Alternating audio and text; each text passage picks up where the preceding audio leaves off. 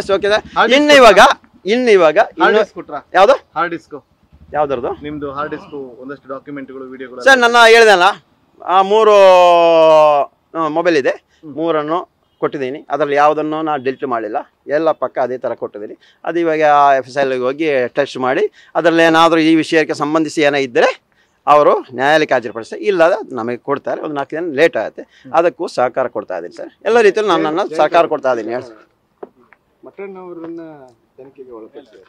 ಹೌದು ಸರ್, ಎಲ್ಲ ಮಾಡ್ತಾ ಇದ್ದಾರೆ ಸರ್, ಅವರು ಅದೇ ರೀತಿ ಮಾಡ್ತಾರೆ ಸರ್.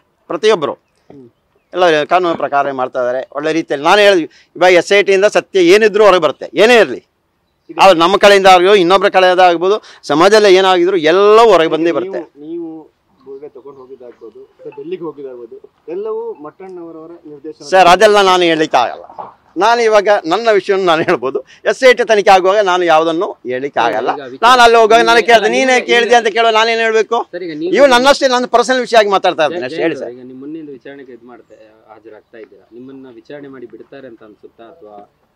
ಸರ್, ಕಾನೂನು ಅರಿವಿಲ್ಲ ಏನೋ ನಾವು ತಪ್ಪು ಮಾಡಿದರೆ ಆ ಕಾನೂನಲ್ಲಿ ಏನು ಶಿಕ್ಷೆ ಅದು ತಗೊಳ್ಳೇಬೇಕಲ್ಲ ಸರ್.